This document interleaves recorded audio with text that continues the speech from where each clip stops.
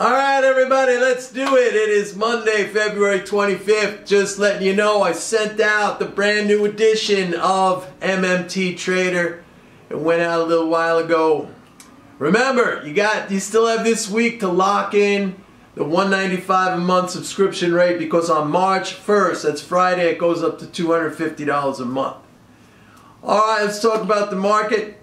So we were up again today. Although at the close, market came down a little bit, and S&P flirted with that 2,800 level. Now remember, that 2,800, if you're one of these people who like the technical stuff, we had like 3 major tops there in October and November and December, and the market was turned back down, wasn't able to get through that level 2,800. So technically speaking, this is going to be some resistance. Now, a couple of things to pay attention to. Number one, I should mention also that the bullish sentiment is a little bit elevated when you look at certain metrics like the CBOE put-call ratio. It's a little elevated, meaning that put-call ratio is low. Okay, so the volume of puts relative to the volume of calls is low. That's considered a little bit on the side of bullish sentiment. So if you're contrarian, that might suggest some pullback here. The AAII, American Association of Individual Investors, their weekly survey, not a lot of bulls, about roughly equal to the historical average, maybe slightly above, but a few bears, so not a lot of bears. So if you want to look at that stuff, maybe it sets up or suggests a correction in here, and you have that 2,800 level. There's other things happening too. We got the China-U.S. trade talks, and there's been a lot of positive news about this, that it looks like it's going very well, and Trump has been tweeting. And by the way, I'm going to talk about another tweet he did today with regard to oil. So there's a lot of positivity surrounding this, and you know Trump, he's a guy who very often can surprise. And I would not be surprised to see at the very last minute somehow he scuttles the deal, all right? And that would set the market up, or that would send the market into another one of these crazy corrections. I do not think it would be a correction as ridiculous as the November-December correction, but I could see how there would be another zombie reflex, highly emotional, hysterical reaction to something like that. So those are some things to watch out for. And of course, March 15th, they have to raise the debt ceiling. If they don't raise the debt ceiling, well, we'll talk about that.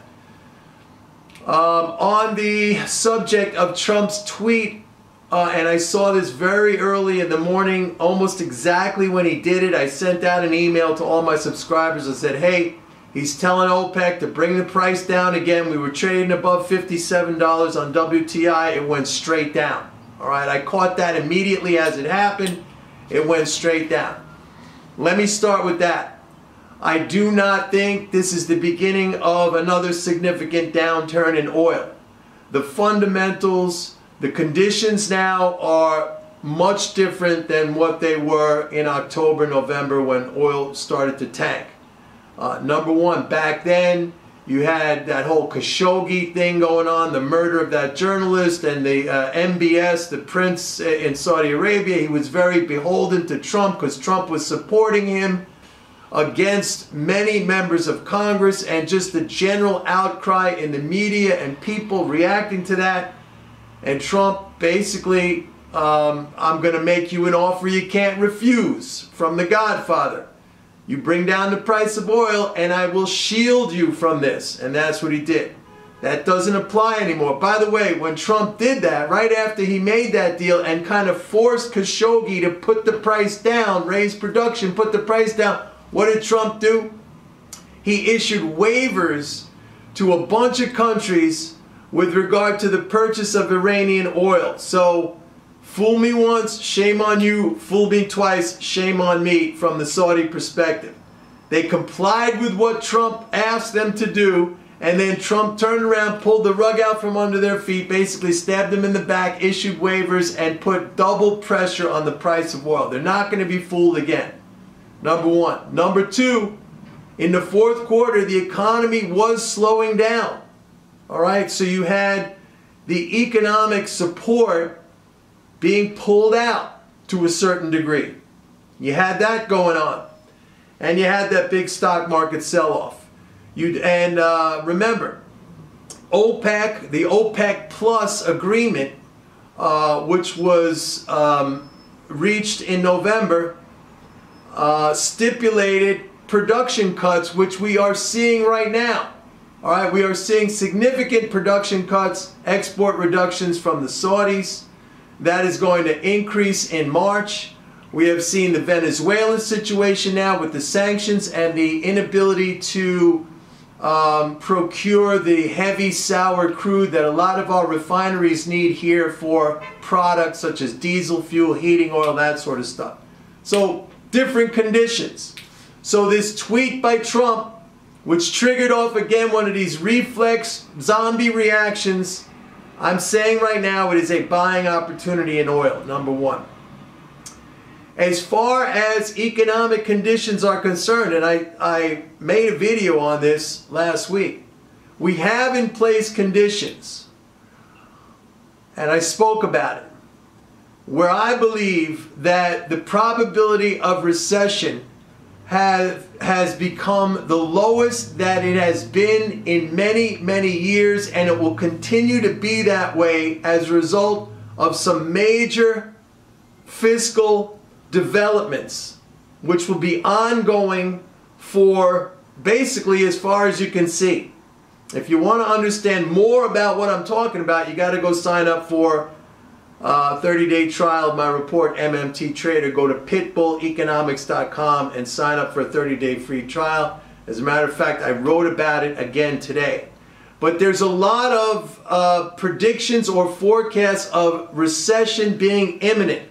I will tell you right now, I will go flat out and say, you can disregard that. The models that have been used in the past to forecast recession are obsolete. They are obsolete because, and I know this, they are not considering the major, most important, significant factor and new development that has come into the picture. And it is not something that is going to go away anytime soon. You need to know this, because there is tremendous opportunity right now in the markets if you understand the big picture. It's all about the big picture, and it's all about mental game. As you know, I talk about all that time, how you handle yourself. How your behavior is affects how your results are going to be. You could have the best information in the world. You could have inside information. If you do not have the proper mental game, you are not going to make money. It's as simple as that.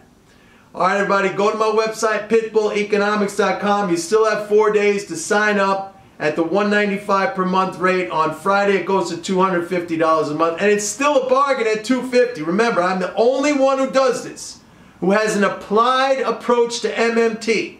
I take the concept. There are a lot of MMT academics out there talking about. I was one of the first to ever do it. 18 years I've been talking about this. 18 years way back on television talking about this. I'm happy to see these academics going on TV and talking about it. But they stood on my shoulders and people like myself.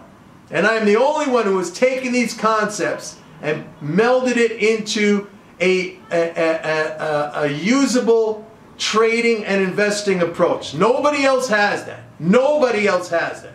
So think about that, because it is very, very powerful. Bye, everyone.